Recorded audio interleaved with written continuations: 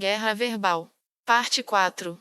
Depois que as negociações foram concluídas, Ains reuniu os guardiões, Albedo, Demiurgo, Aura, Mari, Cocytus e Chaltear, em seu escritório, junto com Sebas. Ele fez sinal para seus subordinados ajoelhados se levantarem. Ele colocou os 2 cotovelos sobre a mesa e cruzou as mãos, cobrindo a metade inferior do rosto. Sua barriga inexistente doía. A qualquer momento vão começar as declarações. Enquanto guardava esse sentimento em seu coração, ele espiou Demiurgo e Albedo. Eles não pareciam bravos. Nem pareciam sem palavras. No entanto, quem poderia dizer se isso era ou não uma cara de poker? Depois de pensar nisso, ele olhou prestando atenção às suas feições, para ver se seus rostos estavam paralisados de tanta raiva. Quero é dar o fora daqui. Onde eu estava com a cabeça quando aceitei fazer isso? Não adianta, é tarde demais. Não adianta chorar sobre o leite derramado. Eu sou Ains ou algo, preciso impor minha vontade. A dor fantasma em seu intestino parecia ter diminuído um pouco, mas ele ainda sentia vontade de vomitar. Quando soube que o imperador estava se aproximando de Nazarick como planejado, Ains indiretamente perguntou a Demiurgo o que faremos agora, mas a resposta que ele recebeu foi: tudo está indo como previsto, vamos nos ater ao plano. Mas eu nem sei qual é o plano. Claro, ele não disse isso. Como o governante absoluto da grande tumba de Nazarick, Ains teve que adotar uma atitude que correspondesse às expectativas dos NPCs, suas crianças. Portanto, tudo o que ele podia fazer era fingir que parecia determinado, sorrir como um rei e responder: certamente. Isso quando se tratava de seguir o plano de Demiurgo, porém, Ains estava desesperado por pisar em ovos. As conversas com Gerkniv Rune Farlord Elnix tinham sido jogadas inteiramente de improviso, pois tentou traçar algum caminho através de qualquer brecha.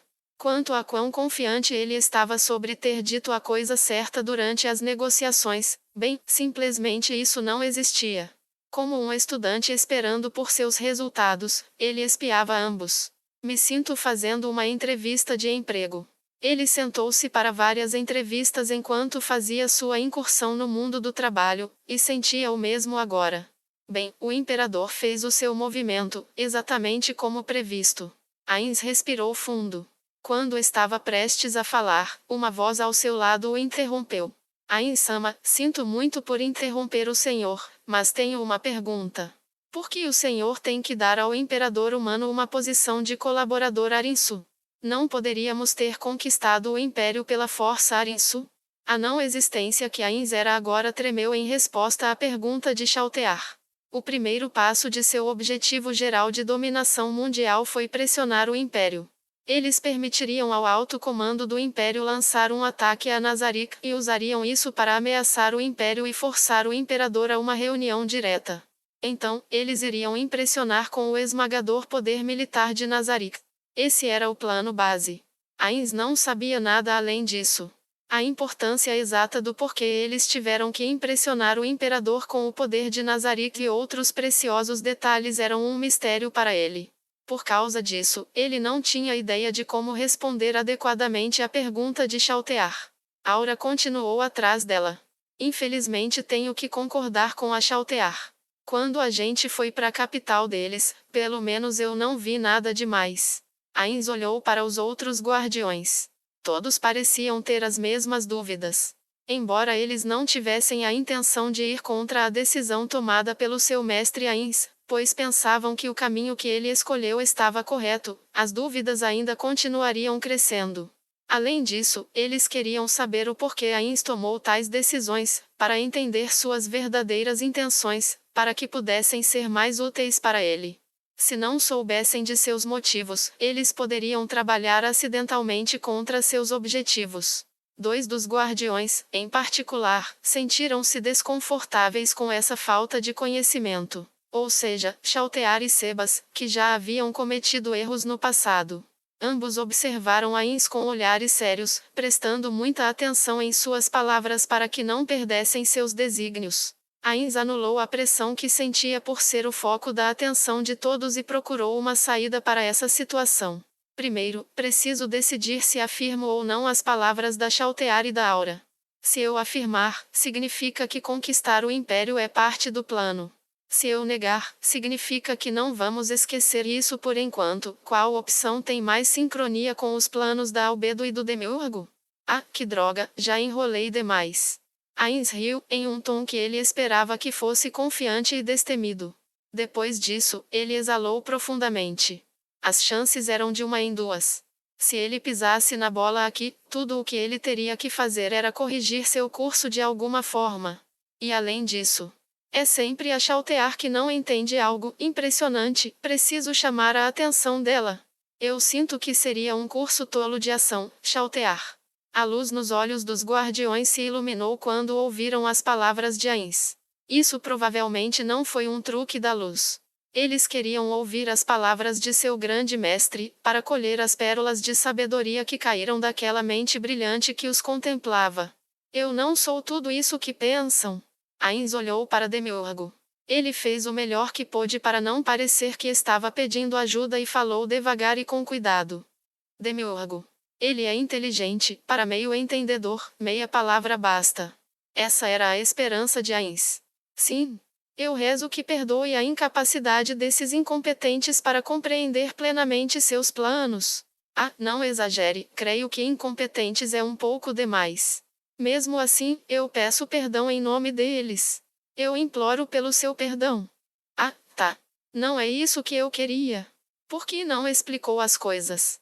Que saco. Será que vou ter que chamar ele de novo, porque não respondeu direito? Albedo. Eu sou levada às lágrimas pela sua compaixão ilimitada, Ainz-sama. Não esperava nada menos do nosso governante, do nosso rei. 1. Ele queria respostas no lugar de elogios. Contudo, não havia mais ninguém a quem ele pudesse recorrer. Depois de reunir sua determinação, Ainz começou a explicar sua conclusão. Exigimos justa causa. E tal coisa é verdadeiramente necessária? Óbvio. Não há dúvida que poderíamos conquistar o império na base da força. Mas, se fizéssemos isso, faríamos muitos inimigos. Não é algo tão simples como a questão de Lizardmen primitivos. Se fosse preciso explicar nossa justificativa, seria algo mais ou menos assim. Enquanto vivíamos isolados em nossa pacífica casa, fomos atacados e roubados por trabalhadores do Império. Indignados, matamos os intrusos e exigimos um pedido de desculpas de seu empregador, o Império. Por sua vez, eles disseram que nos ajudariam a construir uma nação como um gesto de paz. É apenas um resumo superficial. Conclusão: fazer do imperador um colaborador faz parte do plano. Oh, saquei! Mas Ainz-sama, eles vão aceitar essa explicação? Não importa se vão aceitar ou não, Aura. É a verdade. Isso foi o que ele quis dizer com justa causa. Ainz não contou uma única mentira para eles. Ah, e isso poderia significar que tudo até agora deu certo? Digo, para atrair o imperador até aqui? Como assim, Mari? Se sim. Com conversas com o imperador poderiam deixar vestígios, por causa disso que o senhor o fez vir aqui, para minimizar a quantidade de vazamentos de informação. Eu acho que é isso. Ah. Isso mesmo. Muito bem, Mari. Mari corou e sorriu timidamente.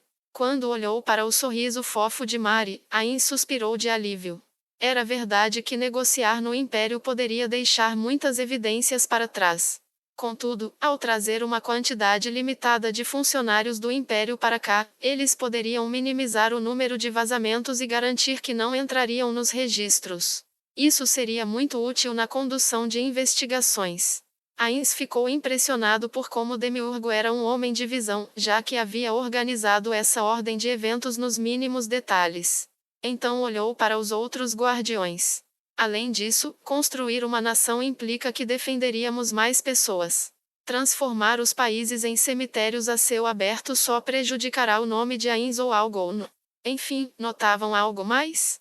A intenção por trás dessas palavras era perguntar se alguém havia notado algo de especial, como Mari fez. Os olhos de todos os guardiões estavam agora focados em Demiurgo. Eles devem ter sentido que Demiurgo, a quem eles acreditavam ser a mente mais brilhante de Nazarick, certamente teria algo a acrescentar. Ainz esperava fortemente que esse fosse o caso. A risada de Demiurgo ecoou pela sala. Vocês realmente acharam que essa era a extensão do plano de Ain-sama? Fufufufu. Mas, hein? O que quer dizer Arinsu? Como? Assim? Oh. Vocês precisam pensar além do mundano. O nosso mestre é o Ain-sama, aquele que reuniu todos os seres supremos. Vocês realmente acham que isso é tudo que ele planejaria? Ainz engoliu em seco, como se tivesse levado um soco no estômago. Enquanto isso, os guardiões estavam acenando a cabeça e murmurando: tem razão. O que eu te fiz de mal para me colocar nessa situação, hein? Felizmente, ninguém podia ouvir os gritos internos de Ainz. Ele tem razão. Não acham que foram afobados demais? Pensando que conhecem as profundezas das intenções de Ain-sama só porque ele lhes deu aquela resposta fácil de entender? É por isso que o Ain-sama não lhes contou o significado mais profundo por trás de seus planos. Exceto Albedo e Demiurgo, um vago indício de arrependimento tingia o rosto de todos os guardiões. Eles provavelmente estavam preocupados que seus cérebros tolos fossem incapazes de serem úteis para Ainz. Tudo isso deixou Ainz ainda mais grato por seu corpo atual. Era mais fácil manter uma cara de poker dessa maneira. Se me permite. Ain-sama. O senhor não acha que agora é um bom momento para nos deixar a par do seu verdadeiro objetivo? Afinal, isso nos guiará para a direção que seguiremos no futuro. A atenção de todos se concentrou em Ainz. Suas expressões sinceras e suplicantes pareciam dizer: por favor, esclareça para que tolos como nós possam entender. Depois de olhar para todos, Ainz respirou fundo. Para ser mais preciso, ele respirou fundo várias vezes. Logo depois, ele lentamente se levantou da cadeira e virou as costas para os guardiões. A partir desta posição, ele ofereceu louvores a Demiurgo olhando por cima do ombro. Como esperado de Demiurgo e da supervisora guardiã, Albedo. Quem diria que conseguiram discernir meus verdadeiros objetivos? Jamais ousaria, Ain-sama.